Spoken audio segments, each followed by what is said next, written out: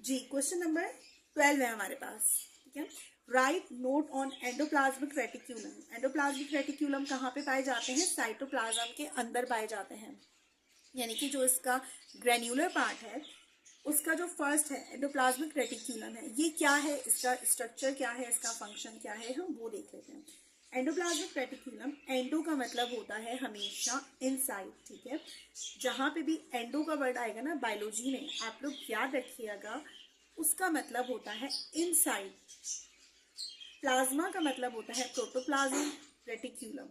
Inside जो plasma पाया जाता है उसकी बात कर रहे हैं endoplasmic reticulum. Structure, it is a network of membranes channel और टिब्यूल्स। एंडोप्लाज्मिक रेटिक्यूलम की आप यहाँ पे पिक्चर है, वो बहुत रफ सी बुक में बनाई गई है, आप गूगल भी करके देख सकते हैं। एंडोप्लाज्मिक रेटिक्यूलम क्या होता है? एक ट्यूब लाइक स्ट्रक्चर होता है extending throughout the cytoplasm. यानी कि आपको मैं ऐसे बताऊं, जैसे कि लेयर्स होती है ना, जैसे हम कपड़ा फोल्ड कर दें, किसी कपड़े को हम फोल्ड करें तो जो लेयर्स बनते हैं उसको जहन में लाइए, गूगल कर लीजिए, वो पिक्चर देखिए, एक फोल्डिंग की तरह से लेयर्स होती हैं। इस फॉर्म में एंडोप्लाज्मिक रेटिक्यूलम पाया जाता है। From nuclear membrane to the plasma membrane there are two type of endoplasmic reticulum, rough endoplasmic reticulum and smooth endoplasmic reticulum. Endoplasm की फर्दर टू टाइप्स हैं, रफ एंडोप्लाज्मिक और smooth endoplasm. Rough endoplasmic reticulum क्या होता है? Rough का मतलब है दानेदार, समझ लो। ग्रेन्यूलर, ग्रेन्यूल्स का मतलब होता है दानेदार। ठीक है, तो it is granular because ribosomes in the form of granules are attached to it. अच्छा, एंडोप्लाज्मिक रेटिक्यूलम रफ भी है और स्मूथ भी है। इसमें जो रफ पार्ट है दैट आर कॉल्ड राइबोसोम्स। तो ये जो डॉटेड एरिया है आपको दिख रहा है, वो राइबोसोम्स कहलाते हैं और इनका काम क्या होता है? प्रोटीन सिंथेसिस इनका काम होता है। ये जो रफ एरिया है, granular area, that are called ribosomes.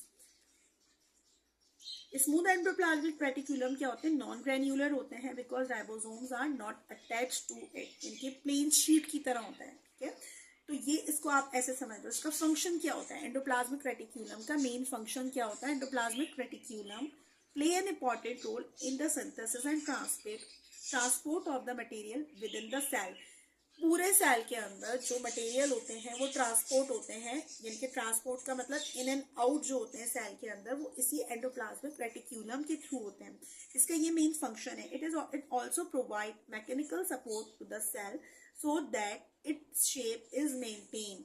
Shape को सेल की मेंटेन करने में एंडोप्लाज्मिक रेटिक्यूलम बहुत इंपॉर्टेंट फंक्शन या किरदार अदा करता है। अगर एंडोप्लाज्मिक रेटिक्यूलम में कोई खराबी आ जाए तो सेल की जो शेप है वो बिगड़ जाएगी, कोई भी स्पेसिफिक शेप नहीं रहेगी। ठीक है, तो सेल का जो एंडोप्लाज्मिक रेटिक्यूलम है, ये मेन फंक्शन करता है कि सेल को एक शेप प्रॉपर दे सके। It also provide mechanical support. ठीक है, नंबर थर्ड है it detoxify the harmful effects of drugs. यानी कि ड्रग्स का ये मतलब है कि कोई भी ऐसी मेडिसिन है, मेडिसिन को भी ड्रग कहा जाता है, कोई भी ऐसी मेडिसिन है जो बीमारी में किसी शख्स ने ली और उसको जो हार्मफुल इफेक्ट्स हैं, साइड इफेक्ट्स हैं, तो उसको क्या करता है? डिटॉक्सिफाई करता है। तो एंडोप्लाज्मिक रेटिक्यूलम क्या करता है? कोई हार्मफुल इफेक्ट्स को डिटॉक्सिफाई करने का भी काम करता है। इसका ये मेन फंक्शन है। इसके अंदर ग्रेन्यूल्स भी होते हैं, वो ग्रेन्यूल्स क्या कहलाते हैं? राइबोसोम्स कहलाते हैं। और ये नॉन ग्रेन्यूलर यानी कि स्मूथ भी होता है। एंडोप्लाज्मिक रेटिक्यूलम टू टाइप्स का होता है ना, तो ये क्या करता है? सेल की जो सेल के अंदर जो ड्रग के इफेक्ट्स होते हैं, यानी कि जो भी हम खाते पीते हैं उसके जो साइड इफेक्ट्स होते हैं, उसको भी डिटॉक्सिफाई करने का काम करता है। क्वेश्चन नंबर 12 हमारा कंप्लीट हुआ। आई होप कि आपको ये पॉइंट भी अच्छे से समझ आया हो। हम नेक्स्ट पॉइंट की तरफ नेक्स्ट वीडियो में आगे बढ़ते हैं।